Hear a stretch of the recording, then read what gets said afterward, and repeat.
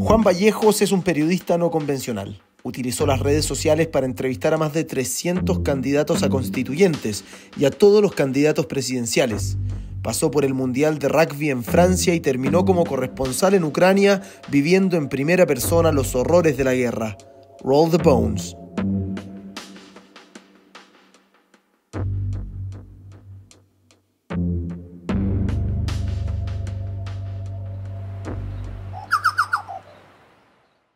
Juan Vallejos, bienvenido a Roll the Bones. No, gracias a ti por la invitación. Qué bueno estar acá. Finalmente salió. Finalmente. Siempre estoy fuera. Siempre me invitan cuando estoy fuera de Chile. Ay, ya. Pero ya estoy en Chile. Bien.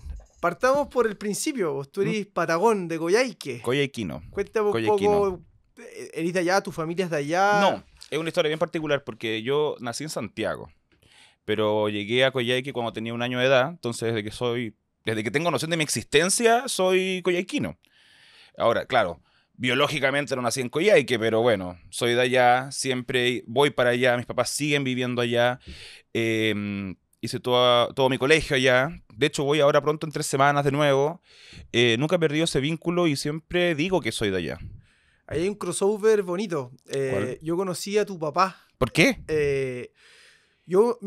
Cuando salí de la universidad, mi documental de título, ¿Sí? lo hice en Coyhaique. ¿El de Hidroaicén? No, El grito de la Patagonia. ¿El de la revolución de Aysén? Sí. ¿Entrevistaste a mi papá? Al doctor Vallejo. No, papá, ojo acá. ¿Y cómo te fue con ese documental, po? Bien, po. Ya. ¿Qué dijo mi papá? Porque a veces habla weá. Sí, fue un poco crítico. Fue muy crítico en ese momento del gobierno. ¿Su gobierno? Su gobierno. Él Sí, dijo, es mi gobierno, y los mandó a la cresta. Así sí, que... Y era una visión bien transversal en Coyhaique en ese minuto. Y te quiero llevar a ese conflicto social porque... Si hay algo que me dejó ese documental, el 2000, ¿qué año habrá sido eso? 2012. 2012. Es que fue como una semilla de lo que finalmente terminó pasando en Santiago y en todo Chile. Fue el ensayo. Fue el ensayo. Sí, yo digo lo mismo. ¿Cómo lo viviste tú, ese momento social en Aysén, entendiendo que en Santiago mucha gente no tenía idea cómo se vivía allá? La revolución de Aysén, como dices tú, fue como el ensayo, la previa, la práctica tal vez, lo que fue el estallido social. Ahora, si hacemos un listado de las demandas que había de la revolución de Aysén y vemos el listado de las demandas sociales del estallido, hay algunas que coinciden y otras que no. Sin embargo, la razón de este estallido, que fue el de Aysén, al final nace de lo mismo que pasó con el de Santiago y a nivel nacional. Un hartazgo del olvido y de la clase política como inoperante, por decirlo de alguna forma. Las demandas que había en la revolución de Aysén, que tenía ese nombre larguísimo, que era como tu problema es mi problema, que parecía nombre de programa de televisión nacional, era que, claro, que no se entrega el dinero suficiente a Aysén, que siempre estamos postergados, que nunca somos prioridad, etcétera. Cosa que es cierto. Ahora, ¿es cierto desde qué punto de vista? Chile, sus estrategias, sus visiones de Estado en general siempre se enfocan en su gran mayoría en lo económico, cosa que está bien, obvio. Pero si tomamos solo ese criterio para tomar decisiones de desarrollo en Aysén, Aysén nunca se va a desarrollar, porque todo en Aysén va a ser a pérdida. Claro. Somos 100.000 personas en la tercera región prácticamente más grande del país, 1,5 kilómetros por persona. Entonces, claro, oye, hay que gastar millones de dólares para pavimentar toda la carretera austral, que eso va a beneficiar internamente a una población de 100.000. Pero ¿qué pasa con las otras carreteras que tal vez diariamente le sirven a 350.000 personas? O sea, nunca vamos a ser rentables. Por ende, tiene que haber una especial atención desde el Estado a la región de Aysén de hacer las cosas igual, porque somos igual de chilenos, po. Sí, po. Y ahí empezaron a aparecer liderazgos. Bueno, yo estuve en ese momento con Iván Fuentes y me metí de lleno en una región que es maravillosa. O sea, probablemente es de las regiones más lindas de Chile. Lo es. Que tiene gente bien dura, bien determinada. ¿Cómo fue tu infancia ahí en esa cultura patagona? Cuando vivía allá, tal vez encontraba mi infancia y mi adolescencia algo aburrido, pero ahora con la perspectiva de los años, es como tuve una infancia a la raja. O sea, en el patio del colegio teníamos un cerro, literal. y en el invierno caía nieve y nos tirábamos en trineo. O jugábamos a la guerra de las bolas de nieve, que era la típica entre el tercero medio y el cuarto medio, era como la batalla clásica.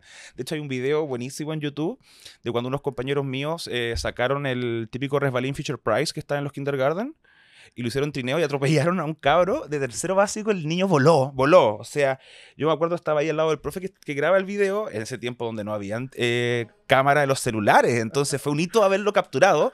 Oye, yo nunca había visto un niño como de tercero básico suspendido en el aire, pues, así, ¿cachai? Con una cara de, bueno, me van a matar.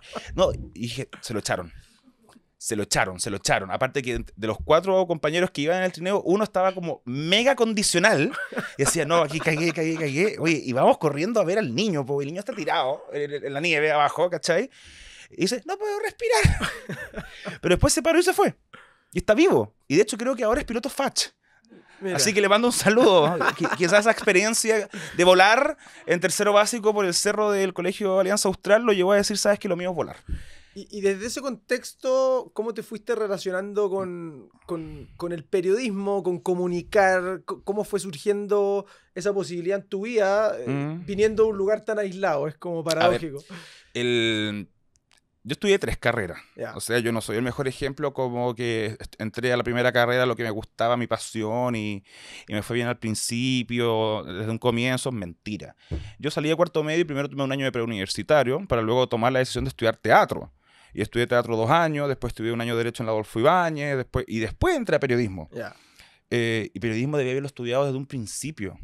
Me fue bien, me gustaba, lo pasé bien y nunca sentí que me estaba sobreesforzando para entender algo que en realidad me hacía mucha lógica, que era esta de la dinámica del periodismo. Claro. Siempre fui bueno para conversar, siempre he sido bueno para conocer gente, me encanta conocer gente nueva, que me cuente sus cosas, y yo creo que ese es el mínimo para poder estudiar periodismo. Ser curioso es ser bueno para conversar. Algunos dicen también que lo más fundamental es ser bueno para leer, bueno, también claro, pero principalmente ser bueno para conversar. O sea, si tienes un grado de timidez que te priva de poder conversar con las personas, mejor estudia otra carrera. Claro. ¿Y ahí el 2012 tú qué edad tenías ahí? No, yo ya estaba viejo, ya tenía ahí 27, creo. Y ahí te empezaste a conectar un fondo. ¿Tuviste alguna labor comunicacional? No, miento, 22. Tenía 22. Para ese estallido mini en Aysén, ¿empezaste a hacer algo, a comunicar, a hacer un puente entre tu región? No. Entré a la carrera y todo y me daba un poco de risa ver in situ lo que yo llamo este sentimiento santiaguista de nuestra vida o de la política en general, porque mis compañeros, cuando yo les decía que era de Aysén, me preguntaban que cómo estaba, pero en un tonito tan así como si yo estuviera pidiendo limosna en Paseo Ahumada. Oye, ¿cómo estás? Oye, ¿cómo es la vida allá? Y toda la cuestión, ¿cómo vives allá? Me imagino lo postergado que están. Y yo, mi viejo es médico, o sea, también hay médicos allá y comprenderán que por eso viví siempre muy bien. Pero, y ahí yo noté los primeros como roces de cuando a veces hay interés de la clase política o de la gente de Santiago en las problemáticas regionales, que nos miran como si fuéramos de segunda categoría sin ellos darse cuenta. Que es como, oye, de Coyhai, qué pobrecito, así como que, oh, qué onda, ¿cachai? Y es como, compadre, qué onda, cálmate, si igual puedo hablar otro idioma, anda. Creen que uno... A mí una vez en la Adolfo Ibáñez me dijeron que, ¿en serio eres de Coyhai? Que no pareces de Coyhaique. Le dije, ¿cómo solo de Coyhaique? No sé, como máscara de indio. Y te lo dicen como piropo, y tú así, ok. Y yo ahí explicándoles como, no, la vida es de tal forma, hay de todo, etcétera, ¿cachai? O me decían, ¿y cómo llegáis a Santiago? ¿Cómo vais a Coyhaique en avión? Ah, qué cuico. ¿Y qué queréis, que llegue haciendo crawl? ¿Cachai? O sea, el nivel de ignorancia, que yo creo que es producto de de esto que yo llamo el santiaguismo, que todo lo ven desde perspectiva de Santiago simplemente. De que todo lo que está en Santiago debe pasar en el resto de las regiones y del país, pero en pequeños tamaños, ¿cachai? Y la verdad es que no es así. No es así. Y es algo que se mantiene hasta el día de hoy y se puede ver en los partidos políticos y las autoridades también. Acá estamos rompiendo una pequeña regla del programa, que se supone que la única regla de Roll the Bones era no hablar de política, pero en este caso va a ser medio inevitable. Claro, es lo que me dedico. Claro, yo me acuerdo en ese minuto agarré mi cámara con un compañero de universidad y nos fuimos a filmar a Aysén, porque yo había recorrido mucho la región de forma turística y me parecía súper interesante el contraste entre tanta belleza y tanta rabia. O sea, era como... casi cinematográfico ver que es la región más linda del mundo probablemente, había gente pasándolo tan mal. Y ahí fui descubriendo como el valor de contar historias. Tú empezaste a ser como más conocido después del estallido de Santiago, como con la convención. Sí. ¿En qué minuto decidiste como, acá hay una historia y yo quiero ser parte de esto? Porque en Aysén no lo fuiste, estabas estudiando, quizás estabas en otra. ¿Y en qué minuto viste la posibilidad de contar tus historias de una forma no tradicional? Porque tú nunca lo hiciste a través de los medios masivos. No. Cuéntame un poco ese proceso de decir como ya, acá hay un evento social del cual yo quiero ser parte y quiero contar o poner mi micrófono a disposición a otras personas. Bueno, estaba cesante. Ya. O sea, yo creo que eso fue determinante y en los momentos de crisis tú encuentras la oportunidad de crecer. De hecho, creo que eso significa crisis en latín. A lo que voy es que más que el estallido fue principalmente la pandemia. Yo me quedé cesante en pandemia. Ya veníamos con toda esta crisis sociopolítica constitucional en Chile, producto del estallido de octubre.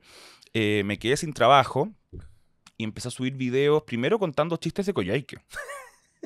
O sea, como de cosas típicas de Coyhaique, y la gente rápidamente me empezó a perfilar como una especie de nuevo comediante. Pero también empecé a hacer como crítica social a fenómenos de Aysén, informando y contando chistes. Y una cosa empezó a llevar a la otra y me llevó a empezar a entrevistar a concejales, a core, autoridades de allá. Y bueno, con el paso del tiempo terminó con una agenda llena, entrevistando a centenares de candidatos de todo Chile y a los presidenciales.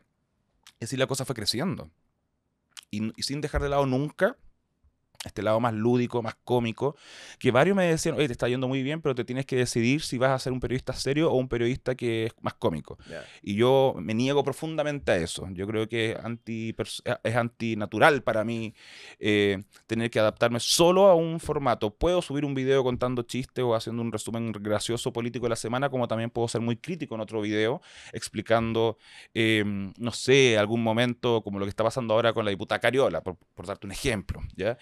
Fue así y me gustó mucho ahora esto que está en las redes sociales, sea TikTok, Twitter, Instagram, X, que se llama ahora, que a diferencia de los medios tradicionales, que estos toman personas, los llevan a la pantalla y los crean, digamos, o sea, como esta persona tiene que escucharla, a través de las redes sociales uno se puede crear a sí mismo, incluso a través de eso tú llamas la atención de los medios para que luego te llamen, y ves cómo el nivel de alcance que tienes con la gente, cómo llama la atención tu contenido, cómo los entretienes. O sea, yo no me hice conocido en redes sociales y tener decenas de miles de seguidores porque aparecía en la tele. No, el tener decenas de miles de seguidores en redes me llevó a la tele. Claro. Es al revés ahora. Ahora, esta especie de American Dream o self-made de las redes sociales te permite eso. No tienes que esperar que un medio tradicional mate a alguien ya de la tele para poder meter a otro, básicamente. Claro. Me quiero colgar de una frase que tú dijiste, que con las redes sociales tú te puedes crear a ti mismo. Sí, pues. Pero también no te puedes hacer cargo de la imagen que las personas se crean de ti.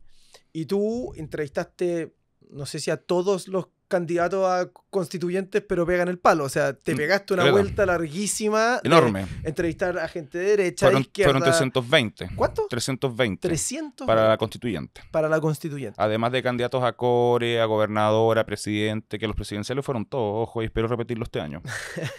Entonces ahí, claro, a ti te mueve la curiosidad, saber, conocer las ideas de estos candidatos. Y exponer, ser una vitrina. Exponer, claro, o sea, porque pasa ahora también con las redes, que mucha gente empieza a generar contenido para su nicho, ¿ya? Que es válido. Aquí no estoy diciendo que sea malo, etcétera, ¿ya? Pero, por ejemplo, ahora está repleto de influencers de política que solo entrevistan a los de su lado, que solo opinan o critican o denuncian desde su lado y a beneficio de su lado político. No son incapaces de a veces hacer esa misma crítica que hacen al opositor a algo similar que hayan hecho ellos mismos o a quienes ellos les agrada. Claro. Entonces muchos a mí me dicen que soy facho y al día siguiente me dicen que soy comunacho, dependiendo de lo que publico. Ayer o anteayer publiqué un video de análisis y de crítica a la candidatura de Evelyn Matei, por ejemplo, y bueno, soy un resentido, un comunista, marxista, casi exiliado político. Hoy día publiqué uno en la mañana en relación a la diputada Carol Cariola. Soy facho, fascista, me paga la derecha, etc. Yo me mato la risa porque siento que estoy haciendo mi trabajo perfecto al ver esta disonancia de conceptos extremistas que me ponen dependiendo del video que haga. Claro, pero ahí, independiente de cómo tú manejas el hate o cómo te cataloga el otro, Yo siento, y en esta corta experiencia que he tenido entrevistando gente, que hay un factor súper importante en la sociedad chilena, que es que, no sé si no sabemos, nunca supimos o se nos ha olvidado cómo conversar. Exacto. Sin poner nuestras ideas de frente. O sea, tú puedes conversar con alguien de izquierda, con alguien de derecha, con alguien A, con alguien B, pero claro, hay que catalogar, hay que agredir, hay que decirle al otro que está equivocado, que tú tenés la razón. Esa es la palabra, catalogar. Tanto las audiencias como también las personas que se prestan a los debates, a las discusiones como estamos aquí ahora, esperan o buscan, en su gran mayoría, catalogar. Este es un panelista de izquierda, este es un panelista de derecha, o este es tanto, o esto es lo otro, y empezar la crítica a través de esa presunción de lo que es la persona. Ahora, y eso priva a la persona que se enfoque en lo que está diciendo, porque a veces puede pasar que alguien con quien tú discrepas mucho porque sigue tal vez una ideología política totalmente en las antípodas de lo que tú crees, dice algo que vale la pena. Pero, y tú valorarle eso o considerar eso no te hace partícipe de lo mismo que él cree. Entonces uno cuando valora esas cosas, uno es de lo mismo. A ver, la vida no es blanco y negro. La vida tampoco es de generalizar todo. Yo soy un obsesivo de la gama de los grises. Se puede aplaudir. Ser objetivo no significa necesariamente, o apuntar a la objetividad, porque la objetividad de por sí es imposible, pero si uno trata de trabajar lo objetivo, no es solo criticar a todos por igual, sino que también aplaudir a todos por igual en lo que corresponda. Si tú valoras, por ejemplo, no sé, la probidad, se lo voy a aplaudir tanto a los políticos que me caen mal como a los que me caen bien. Pero no voy a estar frenado a si esa persona comparte lo mismo que yo o no. Y conversar con 320 personas desde esa posición, ¿cómo fue esa experiencia? Muy buena, muy buena. Aprendí mucho. Aprendí mucho porque uno también va entendiendo los perfiles de las personas, de los candidatos y de los propios partidos políticos. Tú empiezas a notar qué fortalezas tienen ciertos sectores en algunos temas, en otros no, y también, muy importante, en las formas. Sobre todo en el tema digital. Ese era un tiempo de pandemia, donde a la clase política, como al igual a muchas personas en Chile, independiente de su trabajo, se les obligó con creces a someterse al mundo digital, a entender más estos sistemas, porque nadie podía salir. Yo aposté a estas entrevistas a través de Instagram Live porque al político, en el año más electoral que hemos tenido en nuestra historia, se le privó de lo más fundamental, que era el calle-calle, el puerta a puerta. Claro. Entonces, ¿cómo entraban a las casas? Por Instagram, y no sabían cómo. Y yo los entrevistaba a todos. Y les llamaba la atención que, claro, oye, pero son de todos los colores políticos. Y yo me encargaba de poner a alguien de izquierda, a alguien de derecha, de forma intercalada, como también un hombre y mujer. Y ahí tú vas cachando. Veías, por ejemplo, la brecha generacional. Claro. Cuando tú hacías entrevistas a personas tal vez mayores que se ponían muy mal el celular, no sabían cómo hacerlo, etcétera. O las personas más jóvenes que ya estaban incluso como en un estudio, como a este nivel, con el celular para que todo calce bien. También importante, y eso yo creo que varios políticos no lo han asumido, y aquí quiero hablar de la pausa millennial, para que dejen de hacerla, que me carga, que los políticos no saben hablar a la cámara de las redes sociales. Están completamente condicionados a hablar a la cámara de la televisión, sí, claro, del medio tradicional, que es pararse así, hacer una especie de ojiva con los dedos y decir, nosotros como bancada no estamos de acuerdo con lo que acaban de decir. Pero no hablan a las redes, es súper orgánico, y hacer una postura, una forma de comunicar como de televisión en redes sociales lo hace poco creíble, poco orgánico. La gracia de las redes sociales, como las historias de Instagram o estas cosas, es poder tener algunos metros más de cercanía con esa persona. Y aquí voy con la pausa millennial. Tú ves cualquier video de cualquier político, de izquierda y derecha, sale el video y hacen así como... Hemos aprobado, hay una pausa de 2 segundos, claro, la pausa millennial. Edítenlo. Edítenlo. Porque en esos 2 segundos la persona ya pasó. Y créanme que de política no es algo que la gente esté buscando mucho en redes sociales. La gente usa las redes sociales para entretenerse. Ahora, si tú logras combinar esa entretención con un contenido político que puede aportar, genial. Y eso es lo que yo trato. Claro. Te doy un ejemplo, quizás no político, pero cómo captar la atención. En vez de hacer la pausa millennial, que no es solo para los políticos, también lo hacen como... Estamos acá en el museo y la pausa millennial, que es como... Aparte que se ven súper estúpidos, como así. Nosotros, oye, no, córtenlo. Bueno, yo hace un par de años fui a Islandia al Museo del Pene. Y yo dije que buenísimo, vayan, se van a matar de la risa, pero en realidad es muy culto. O sea, es una cuestión, está lleno, hay como 800 penes en frasquitos de formalina. Está Don Carter en la puerta. Es el Museo Don Carter, claro. No, pero por ejemplo dije, ¿cómo hago este video para que la gente lo pesque? Porque va a ser como, hola, soy Juan y estoy en Islandia. No.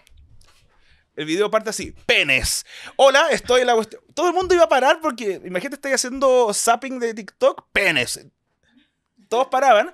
Oye, el video le fue excelente, fue viral en Facebook en Colombia, como con 6 millones de reproducciones, porque todo el mundo se mataba de la risa de la cuestión. Aparte que eran imágenes de pene de reno, de jaguar, weón, de ballena ocupaba la mitad del salón. O sea, era una cuestión. ¿No? Y al lado tenía el de hámster con una lupa. Así una lupa, ¿cachai? Que parecía telescopio. A lo que voy, que esos son los enganches. Yo he visto muchos videos de los políticos ahora, y vamos a ver muchos más por las campañas, que no saben comunicar en redes. Son una lata. Son una lata. Ahora, tampoco ser estúpido, pero tampoco ser ridículamente estúpido, pero no han cachado bien la mayoría. Hay políticos que cacharon, o sea, a tu juicio, gallos que están dominando bien las redes sociales. Sí, te pongo dos ejemplos muy contrarios entre sí, Gonzalo Vinter y José Antonio Cast. Yeah. Ellos lo manejan súper bien. Evidentemente, José Antonio Cast tiene un equipo asesor en esta materia muy bueno. Muy bueno. Ojo que esto no tiene que ver con las posturas del candidato. Por supuesto. Lo manejan bien, está bien tomado. Hay lo valorable ahí del equipo José Antonio Cast en materia digital es que le dieron el valor que corresponde. Esto es importante. Y no tengo idea quién es el grupo que está detrás, etcétera. Pero, por ejemplo, José Antonio Cast nos sale con la pausa millennial. Tiene videos de buena calidad. Por ejemplo, hace poco subió uno de su plan para la frontera en el norte. Independiente de lo que postuló, el video es muy bueno. Claro. Tienen buen ojo con los memes. Y han logrado la manera de alguna forma, entrenar a José Antonio Cast para ser parte de esos memes y de esos trends sin parecer tan forzado. Por otro lado, Gonzalo Vinter maneja muy bien lo que entendemos como comunidad. Él tiene un canal de difusión en Instagram que tiene miles y miles de seguidores, además de los miles que ya tiene en Instagram en general. E informa cada rato lo que va, dónde va a aparecer, pregunta cosas, interactúa. Es bueno para el Twitter, hay gente que lo detesta en Twitter, lo sé, pero sabe cómo funciona y qué se provoca en Twitter. Claro. Así que esos dos ejemplos te doy de personas que actualmente lo manejan muy bien. Hay un tema en Chile. Tengo un hermano que vive en Australia y está casado con una australiana. Y la última vez que vino a Chile, la señora me dice, weón, ¿por qué hablan tanto de política en Chile? Como que eso es ahora.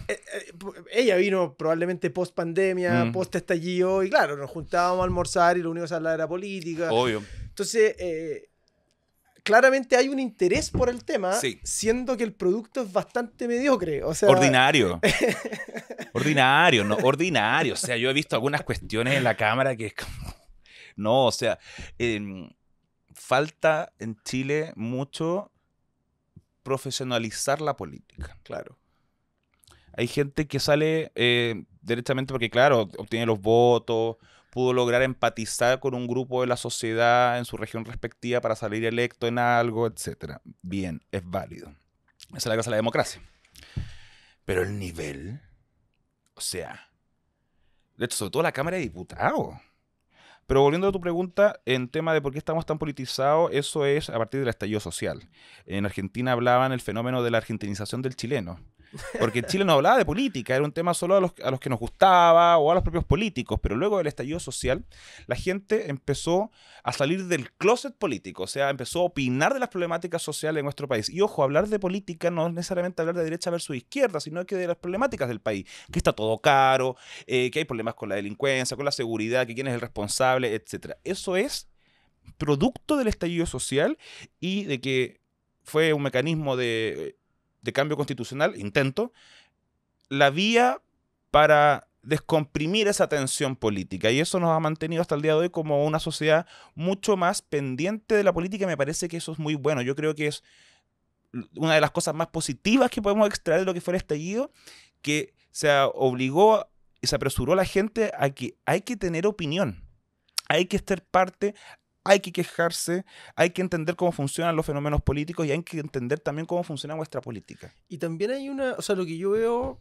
con el fenómeno Milei, por ejemplo, en Argentina, otros fenómenos, es que también es como una forma de validarse en redes sociales. O sea, si eres de izquierda, eres una buena persona, estás preocupado por los derechos de todas las personas. Si eres libertario, eres trabajador, el esfuerzo. Se asocian las cosas. Como que finalmente tú también proyectas algo a tus redes con opiniones políticas, ¿no? ¿Cómo veis tú eso en las audiencias que llegan a ti, a tu contenido, en el fondo? Yo prefiero que la gente que me comparta, que esté de acuerdo con lo que yo suba, independiente si es más favorable a la izquierda o a la derecha, el comentario en cuestión, sea porque hago una buena lógica de datos. Claro. O sea, dijeron esto, pero yo creo que no, por esto y esto y esto. Ahora, hay personas que también han compartido mis videos, por ejemplo, en particular el de Evelyn Matei que subí hace un par de días, de cómo Evelyn Matei ya perdió, es la peor candidata, etcétera, etcétera. Ya, por supuesto que lo ocupan para eso, pero no era mi foco. O sea, mi foco es decir una problemática que ya estaba pasando ahora. Lo mismo con Cariola. Cada persona con su tendencia política, sobre todo los más fanáticos, van a ocupar mis videos para su propia conveniencia. ¿Ya? Lo mismo me ha pasado con videos de cualquier otro tema, la verdad. Lo ocupan a su favor y también ahí los contrarios a mí en algunos aspectos me dicen, pero ¿para qué haces eso que beneficia al resto? Pero si, oye, yo no trabajo para ningún partido político. Obvio. Trabajo para mí. Y eso mucha gente no lo puede entender. Hace poco conocí una persona, por ejemplo, que me decía que me caís mal. Y dije, ¿por qué? Es que a veces subís videos que tenéis toda la razón, pero que perjudica a la izquierda, pues, la cuestión. Y dije, ese no es mi problema, pues. No es mi problema. Lo mismo me pasó con gente de derecha. Es que, ¿cómo decís eso? ¿Cómo te enfocáis en el tema de derecha si la izquierda está haciendo esto? ¿Y por qué no me voy a enfocar? Esa visión binaria, básica y mediocre, perdóname, de que no puedo atacar al resto porque beneficia o no beneficia. Oye, pero es que hay que decirlo igual. Te pongo un ejemplo. Yo voté apruebo en el primer proceso constitucional. Me pueden criticar, hacer peor, lo que quieran. Pero, por ejemplo, uno de mis videos más viralizados, que salió hasta en la prensa, en Canal 13, que tuvo que haber una declaración pública de la Convención Constitucional, fue que yo encontré un error ortográfico garrafal en uno de los artículos que, de interpretarse tal cual, permitiría que las personas con documentación falsa pudieran ser nacionalizados chilenos. ¿Ya? Era una estupidez. O sea, ¿cómo? Hicieron tan mal el proyecto y el proyecto final que no fueron ni capaces de ver esos errores. Y en una constitución, una coma te cambia todo. Y yo fui muy crítico en eso y me burlé de este error. Y todo me atacaba, la cuestión, tuve hasta amenazas de muerte. Wow. Tuve que denunciar a la PDI. Y claro, me decían, estoy trabajando para otro lado, pero ¿para qué lo hacía la cuestión? Y claro, yo votaba a prueba porque particularmente no confiaba que la derecha iba a cumplir su palabra. En el caso de que ganara el rechazo, iban a hacer un nuevo proceso y me equivoqué. Sí lo cumplieron y también fracasó. Pero la gente no puede separar esas cosas. O sea, yo me tenía que quedar callado. No, po. Ahí me voy a meter en un tema complicado, pero ¿a qué atribuís tú ese tipo de actitudes? Ahora estaba leyendo, no sé, Leslie Ayala de La Tercera, Sí. por lo de Carol Cariola, la están amenazando de muerte. ¿Eso es gente militante, gente con problemas de salud mental, una mezcla de Una ambas? mezcla. Pero ¿por qué llegáis a amenazar a un periodista por un reel de TikTok? Porque weón? porque le destruye un concepto que le sujeta la vida. Probablemente son personas con muchas carencias personales que hacen de su personalidad características de otras personas. Tienen un problema de personalidad importante. Yo creo que mucha gente en Chile, uno de los principales problemas que tuvo con el estallido social es que hicieron del estallido social su propia personalidad. Y al momento de fracasar ese estallido con el proceso constitucional fallido, quedaron huérfanos de qué hacer con su vida. Y eso es muy triste. O sea, la cantidad de personas que todavía está enojada por la caída del fracaso constitucional 1, ¿ya? Es total, y yo creo que es porque se vieron absolutamente interpretados de una forma ya irracional. Claro. ¿Ya? Y al fracasar, fracasó también su personalidad. Yo creo que son personas con muchas carencias los que llegan a ese nivel. No digo los críticos, no digo los decepcionados, una cosa es decepcionarse. Pero yo creo que las personas que llegan a amenazar a muerte, como a mí me pasó cuando hice ese video, es porque probablemente tiene tan poco en su vida que esto le destruía todo. Es como cuando los españoles llegaron acá y apresaron a Atahualpa. Todos los incas quedaron así. ¿Y por qué quedaron así? Porque no había un gran raciocinio de por qué seguir a Atahualpa. Claro. Simplemente era Atahualpa. ¿Ya? Es como poner ese ejemplo un poco bueno. histórico largo. Pero eso, hay mucha gente que hace de estas cosas políticas su personalidad. Y yo lo encuentro dentro de todo triste. Obvio. Hay harto ahí social en estos fenómenos y que nos dividen. Es que hay que entender también que en el estallido social mucha gente se sintió parte de algo. Tipo. Sintió algo de parte parte de algo muy grande. Y el ejemplo más fundamental, creo yo, es la primera línea. La primera línea en el estallido social, la gran mayoría era lumpen. Era lumpen. Personas que vivían debajo del puente, personas marginadas por la sociedad, personas que nunca nadie les ha dado ni un peso, que los consideraban drogadictos, que fumaban, no sé, pasta base en un cobo de cobre. Y de repente en el estallido social, de alguna u otra forma llegaron a estar en la primera línea defendiendo a un grupo de personas y se sintieron parte, se sintieron queridos por un grupo de personas que estaba peleando, en este caso, cambios profundos en nuestra sociedad para beneficio de todos. Y al igual que siempre, ahora son los olvidados. Otra vez. Heavy. Y para ir cerrando un poco el área local, ¿cómo veis tú un poco el péndulo, cómo va para el otro lado? ¿Estamos más fachos los chilenos? ¿Cómo veis tú proyectando el contenido que vaya a generar este año, que ya se desata la carrera presidencial? De pasar de una pandemia y un estallido, ahora pasamos a Bukele, a Kaiser, a otras cosas. ¿Cómo veis tú la arena política en los próximos años que tienen elecciones importantes? A los gobiernos de Bachelet y Piñera de manera intercalada yo siempre le he llamado a los gobiernos pendulares, porque estamos así entre dos personas y que ahora el péndulo está más a la izquierda con Gabriel Boric a la presidencia. Por ende, bajo esa lógica, deberíamos tener una persona tan de derecha como lo es de izquierda Gabriel Boric, por decirlo algo así. O puede que no, porque ahora el fenómeno es distinto. En estos últimos años hemos tenido presidentes, bueno, intercalados, ahora Gabriel Boric, pero con el contexto de voto voluntario. Aquí el protagonismo de las elecciones de este año tiene que ver con el voto obligatorio e inscripción automática.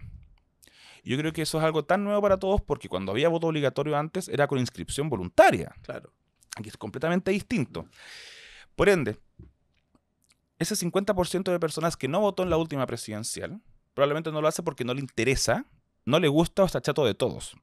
Y esto está comprobado que ese grupo de personas cuando vota, vota decidiendo algo. No porque algo lo mueva. Claro. Entonces, si la principal necesidad de Chile o exigencia de la sociedad tiene que ver con la delincuencia, la falta de seguridad y esas cosas, es probable que muchas de esas personas no interesadas en política, obligadas a votar, lo hagan bajo una decisión pragmática muy personal. ¿Qué quiero decir esto? Como ya, estoy chato de la delincuencia. Estos 3 candidatos me ofrecen solucionarla. ¿Cuál es el que suena más efectivo? El que dice matarlos a todos. Y eso puede ser muy peligroso. Y así podemos ver también cómo han ido usándose más, porque saben que es funcional, los discursos más populistas y más ultra. Sí, de ambos lados. Y eso puede ser muy complicado, muy complicado. Yo creo que las derechas tienen posibilidad de tener muy buenos resultados este año. Ahora, yo insisto, yo veo a la candidatura de Evelyn Matei muy estancada. Muy estancada. Y la de Kaiser creciendo como la espuma. Que lo encuentro peligrosísimo. Peligroso. Bueno, hicimos este paréntesis político, desviándonos un poco de tu historia. Cerramos ese capítulo constitucional que a ti te consolida como una figura pública y con una opinión marcada. Y después hay un paréntesis que yo te vi en Europa, incluso cubriendo, no sé, el Mundial de Rugby. Sí, fui. ¿Cómo te reinventáis de pasar de entrevistas constitucionales a decir, oye, ¿sabéis qué? Me voy a meter en el mundo del rugby, ponte tú. Hay que variar. Pero para variar hay que atreverse igual. Obvio, hay que variar, salirse de la zona de confort. Yo de rugby no sabía nada, o sea, cero. Pero estaba estudiando en España, estaba a 1 hora en vuelo de Toulouse, donde jugaba Chile contra Japón, gestioné la cuestión, llamé a unos medios, les cubro para la radio, listo, vamos, chao. O sea, hay que aprovechar. Lo mismo hice para ir a la coronación de Carlos III. Dije, ¿cuándo voy a estar en una coronación de nuevo? Ahora yo creo que pronto, porque Carlos no le veo mucho tiempo de vida. Y lo mismo con la guerra de Ucrania. Era para aprovechar. O sea, estoy en un lugar donde pasan cosas a nivel mundial. ¿Y eso te define como una persona valiente, patúa? Una mezcla. Desde el punto de vista de decir, oye, estoy en mi casa sin pega, dale, me meto en el proceso constituyente. Estoy en Europa, hay que mover el Mundial de Rugby. ¿Qué habilidad mostráis ahí para poder finalmente probarse y tratar de ser lo más versátil posible en cuanto a las temáticas? No todo es política. Claro. No todo es política. Algunos dicen que sí, no todo es política, ya no estoy hablando de eso. También hay fútbol, también hay guerras, también hay coronaciones, hay de todo. y ver qué resulta y qué no. Yo creo que el ejemplo más claro ha sido, en cuanto a cambiar de estilos o temática, ha sido mi cobertura en la guerra de Ucrania. ¿Y de dónde nace eso? Ese era el tema que venía a continuación. Porque estaba yo estudiando en España, estaba mucho más cerca de la guerra de Ucrania que desde Chile, y dije, vamos, po. Ya, pero Vamos a cachar qué onda, hagamos una locura. Meterse en una guerra no es lo mismo que meterse en un Obvio mundial que no, de rugby. obvio que no, pero dije, a ver, pero vamos, po, vamos. A ver, ¿cómo se entra? Ya, si eres chileno, necesitáis solo pasaporte. Y dije, bueno, si necesitas solo pasaporte para entrar, quizás no es tan grave. Porque si no, estaría cerrado todo. Y fui, po. Fui la primera vez, vi la realidad. Mis videos llegaron a una organización que coordinaba periodistas de distintos medios del mundo para poder cubrir la trinchera y las zonas rojas, y me invitaron de nuevo a ir, como 6 meses después, y ahí estuve en lo que se podría entender como la carnicería, y ahora fui de nuevo 1 mes y medio porque quería ver qué pasaba en Ucrania desde que asumía Donald Trump, para ver si habían cambios. Este ejemplo es como para demostrarle a todos los que están estudiando periodismo, sobre todo, que pruébense en cosas. Yo cuando estaba en la facultad de periodismo jamás pensé que me iba a dedicar a ser corresponsal de guerra. O sea, me maté de la risa cuando tuve un contacto con Pedro Carcuro y me presentó como corresponsal de guerra, como suele presentar Pedro Carcuro. Estáis weando. Y dije, bueno, ¿qué es la raja? Porque la verdad, si bien siempre me gustó la política, yo creo que la guerra es parte de la política porque es el fracaso de esta. Dije, si no hubiera probado, jamás me hubiera enterado. Y me ha gustado esto, la corresponsabilidad de guerra. He empezado a especializarme más en el tema. La guerra de Ucrania, por supuesto, es la primera y la única guerra que he cubierto, pero esto no va a ser la última. Ya, pero la primera vez que fuiste, ¿a qué llegaste? ¿Hasta dónde llegaste? Hasta Kiev. Cuéntanos un poco. No, hasta Kiev. Llegué solo a la capital. Pero cuéntanos un poco la experiencia de llegar a Ucrania. En tren. O sea, yo no me puedo imaginar lo que es llegar a un país en guerra. O sea, si bien trabajé en Informe Especial y el capítulo de Amaro Gómez Pablo hablamos mucho de la guerra, ahí tú te das cuenta que los corresponsales de guerra eran gallos preparados. En Estados Unidos, en CNN, eran bastante locos. O sea, gallos que tenían un límite de lo peligroso. Hay que estar un poco loco también para meterse en estas cosas. Cuéntame... Día 1, llegaste, ok, ¿a dónde voy? ¿Me voy a las trincheras? ¿Te fuiste a un hotel? No, la primera vez que fui solo a la capital, ya, como para cachar la onda. La onda. ¿Y con qué te encontraste? Con alertas de bombardeo inmediatamente. Inmediatamente. Y ahí dije, como, ¿a dónde voy? Y ahí me enseñaron de que tenía que irme al metro o al búnker si es que el hotel lo tenía. Y sí lo tenía. Gran parte de los edificios de Ucrania, de Kiev, están construidos bajo la era soviética, que contaban con esos dispositivos de búnker porque estaba esta amenaza nuclear, bla, bla, bla. Entonces, en realidad es fácil protegerse. Ya. O sea, hay infraestructura para eso. Te encuentras con dispositivos antitanque, erizos antitanque, que son como unos miguelitos, pero gigantes, en la calle, alambres de púa, militares en todas partes, gente mutilada, militares sin una pierna, sin un brazo. Es otra postal de una sociedad o de una calle un día lunes. Pero ahí fuiste como a sacar una foto más social de cómo se vivía. Claro, y a entender un poco más. Busqué un par de entrevistas, me fui a meter a un colegio, fui a un hospital, a ver cómo se vivía en estos tiempos, y es una cuestión bastante sordida. Es una locura. Es una locura. El nivel de normalización que tienen, o sea, obviamente que son conscientes que no es normal que un país esté bajo ataque. Obvio que no. Pero cómo han tenido que reestructurar su vida y sus ritmos a que de repente puede caer una bomba, y como con una naturalidad que llama mucho la atención. Eso es muy fuerte. O sea, uno también colapsa. Claro. Ellos no. Ahora llevan 3 años. Pero y tú mostraste en tus redes una realidad hasta bizarra a veces. O sea, subiste videos carreteando, claro, como aquí. Bueno, hay alertas de bomba y estoy en una fiesta en Kiev. Y algunos criticaban eso y era como, pero si la vida sigue, a pesar de la guerra. ¿O acaso quieren a todos encerrados deprimiéndose y que se les prohíba ser felices, aunque sean cosas tan banales como ir a tomarse un trago? No, pues. La vida sigue a pesar de eso. Y sí, está el riesgo de ir a carretear y que luego te vas caminando, hay un alto bombardeo y te mueres. Punto. ¿Y tuviste alguna situación en este primer viaje? No, ¿alguna situación peligrosa?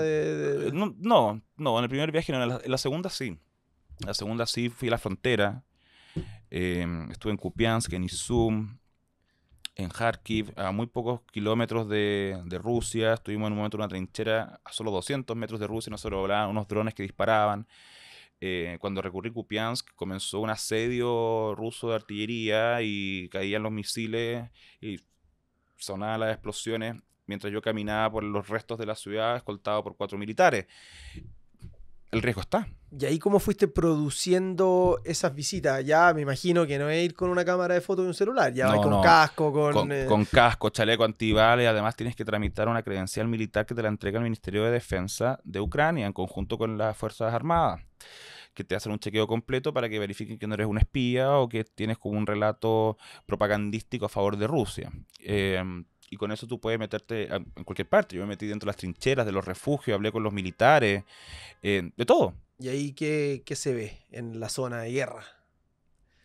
De todo. De todo. De todo. Ciudades completamente destruidas. Personas que de repente igual siguen haciendo su vida. Ves señoras mayores de edad con la bolsa con las verduras, caminando entre medio de los escombros y usando unas chancletas, mientras que uno está con un casco, un chaleco y escoltado por 2 militares. Te sentís imbécil.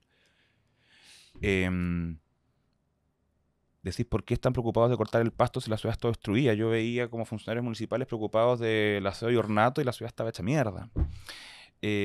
Colegios, centros culturales bombardeados enteros, escuelas infantiles del baile también perforados a balazo, niños que fueron torturados, que te cuentan su testimonio.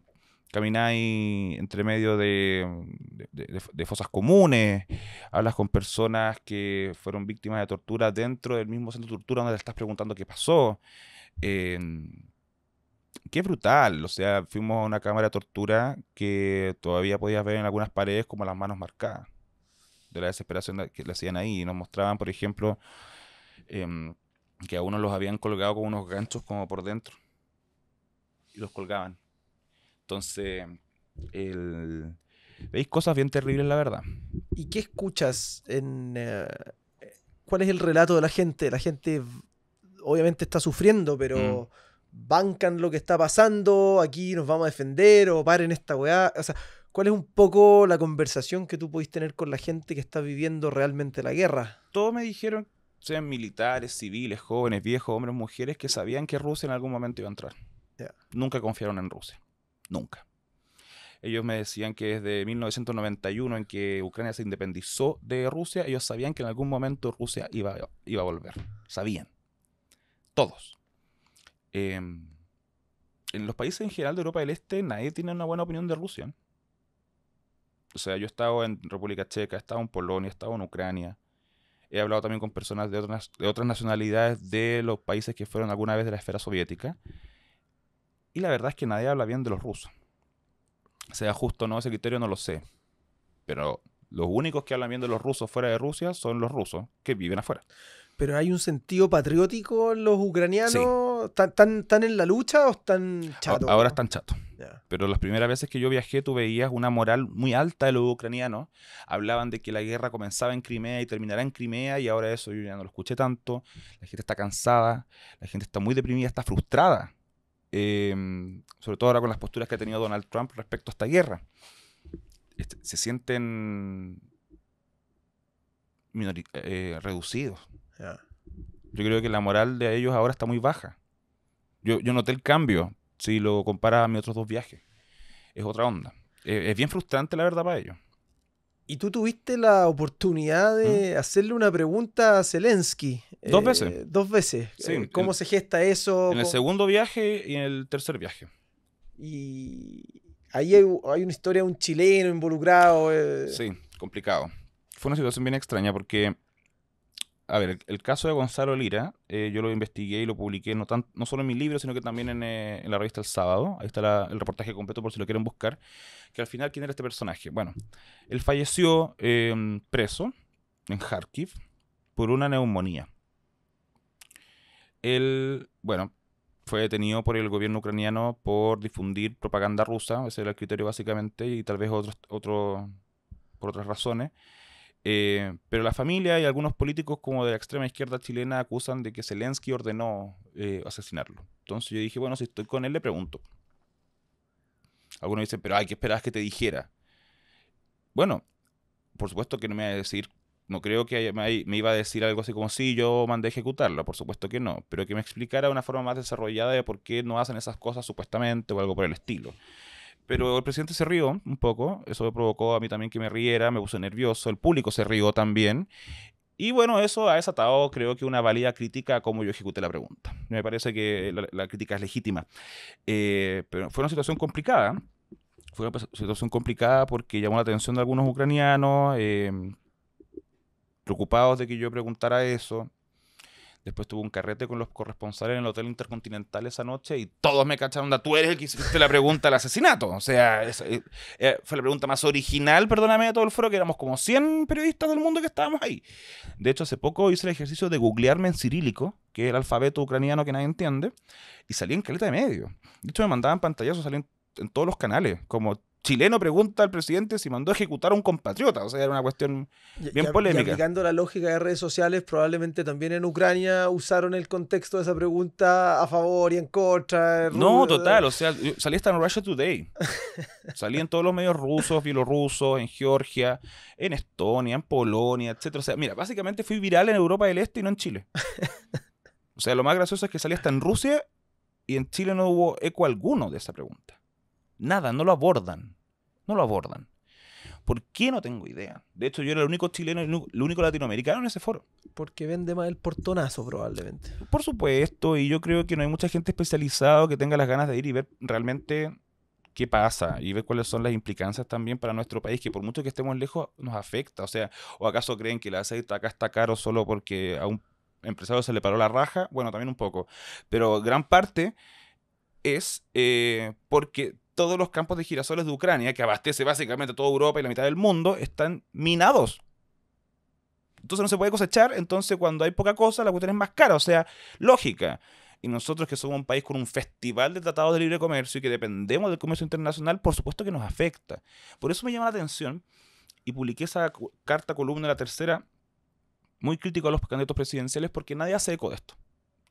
Ahora, no estoy pidiendo con esto de que tomen postura a favor de Ucrania o a favor de Rusia. No, es que ni un candidato presidencial actual está presentando medidas, sea en seguridad, en economía, en lo que sea, entendiendo el contexto que se viene. La guerra de Ucrania, ahora, o por decirlo de alguna forma para que lo entiendan como más cercano, esta guerra en Europa está cambiando la historia actual de la misma forma como lo cambió el atentado a las Torres Gemelas. Las prioridades van a ser otras, las industrias van a ser otras, las alianzas políticas del mundo van a cambiar.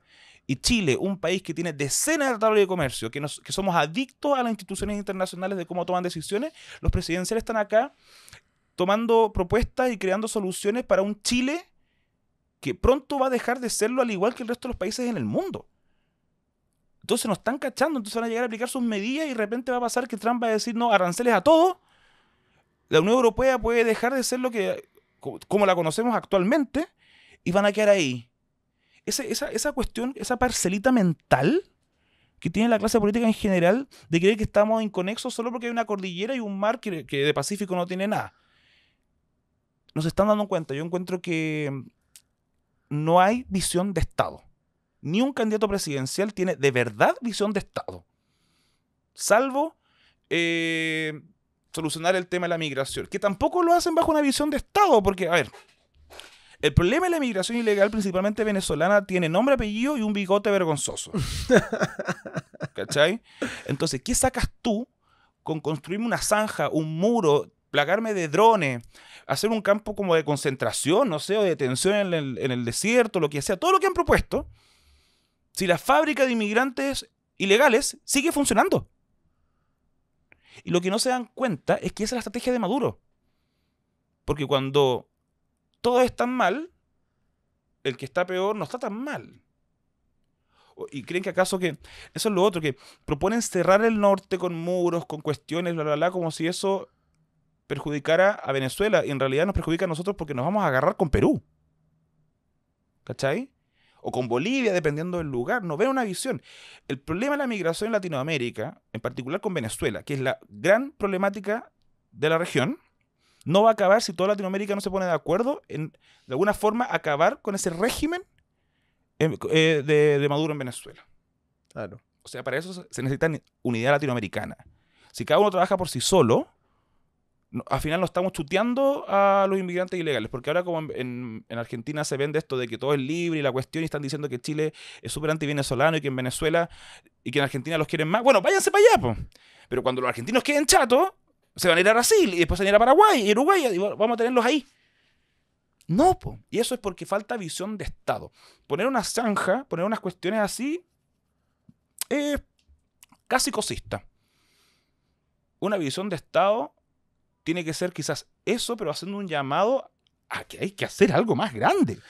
Sí, ¿cachai? Claro. Con otros países.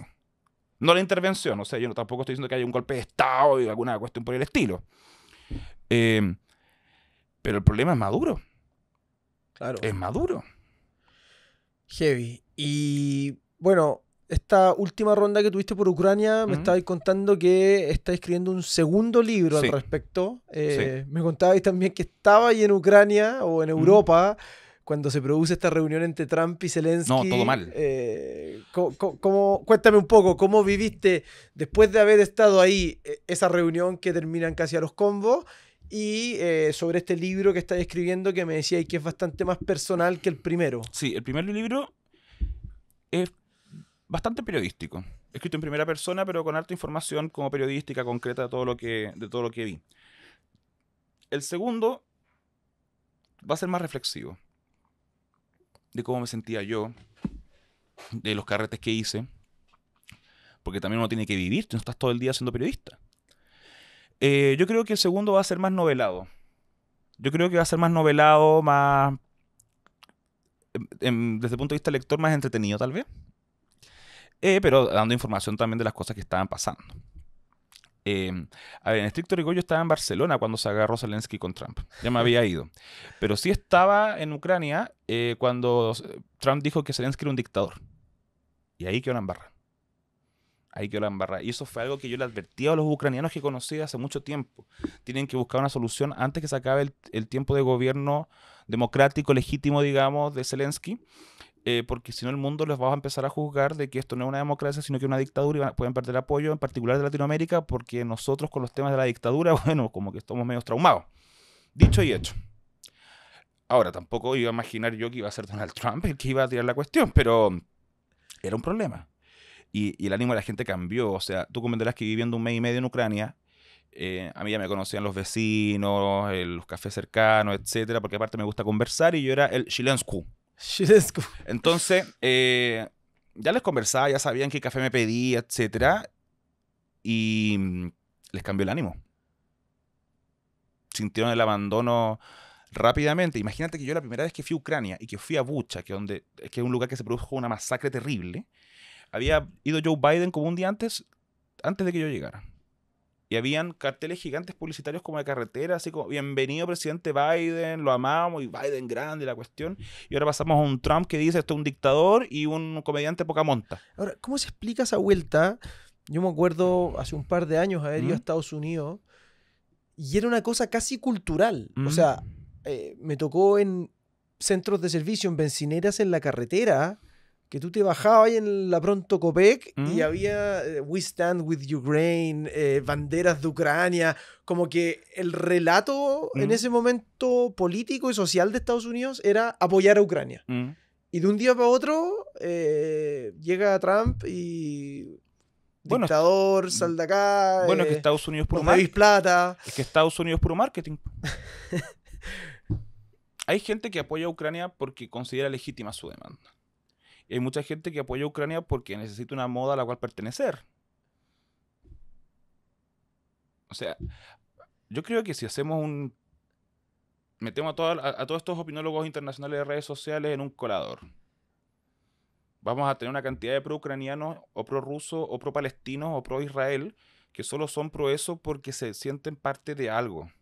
Un poco el mismo fenómeno estallido social que estábamos conversando. Lo mismo. Hoy día en las redes sociales tenéis que expresar que entendían ese meme, como ya no soy experto en Ucrania, ahora soy experto en biología molecular. Como que tenéis que demostrar que sabí y que tú perteneces a un grupo más privilegiado o más top en algún tema. Mira, un ejemplo bien concreto, la cantidad de gente que se sacó en redes sociales la bandera ucraniana, gente de derecha, de Chile, luego de que Trump se pusiera como en contra de Ucrania, fue total, porque al final no les importa Ucrania, les importa Donald Trump. Y lo que diga papi Trump es lo que se aplica. Y el ejemplo más concreto que te puedo dar es Javier Milei, presidente de Argentina, que no se le ocurrió nada mejor que borrar todas las publicaciones en redes sociales, salvo una, de su apoyo a Ucrania. ¿Por qué? Porque Estados Unidos ya no lo apoya.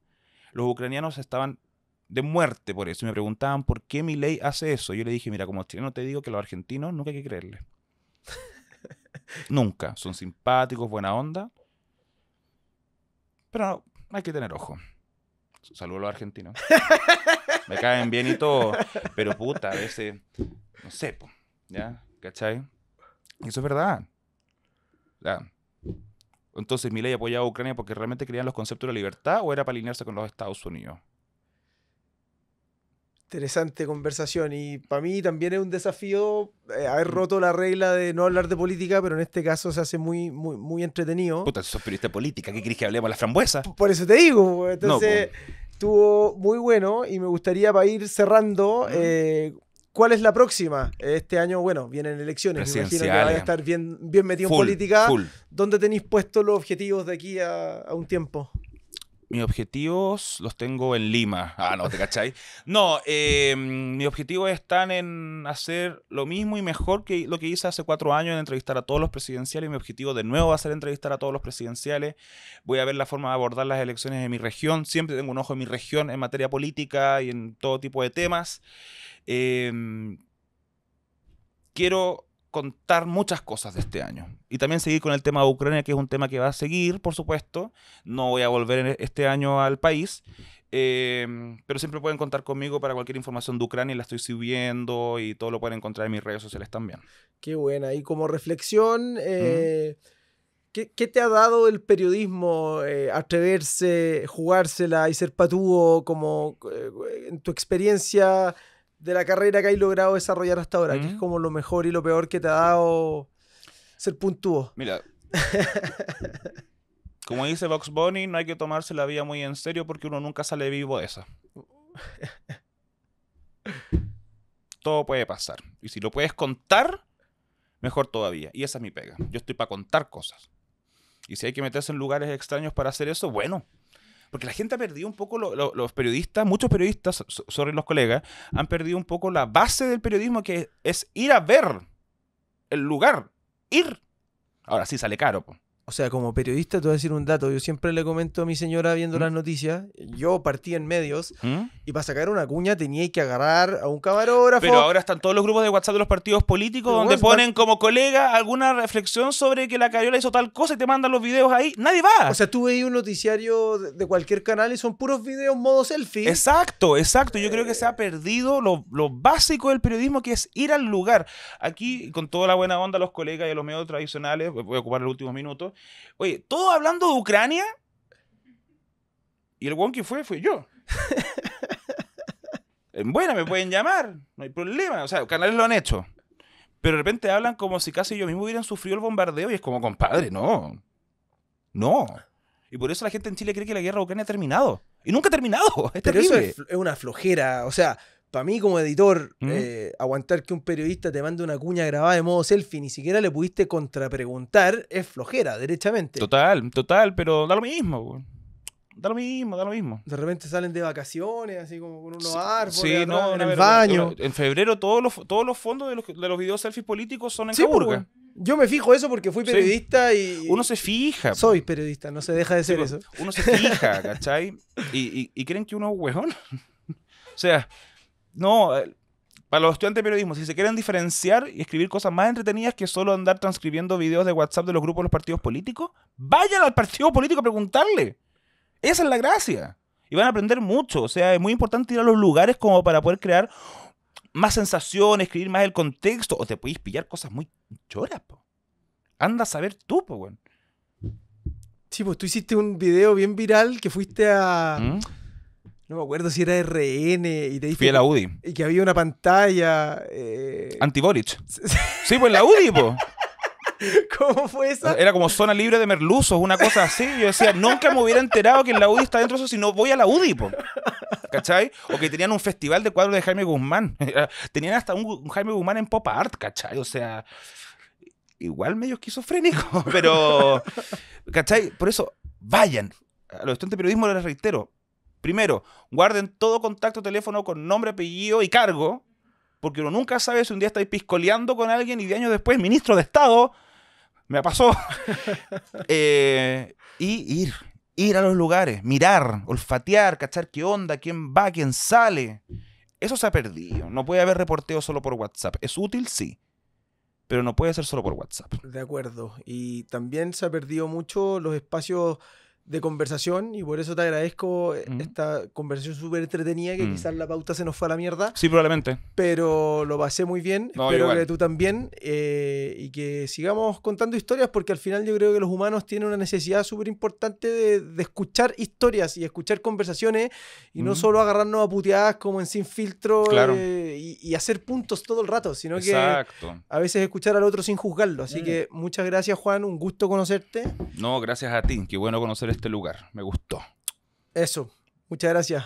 Gracias a ti nuevamente.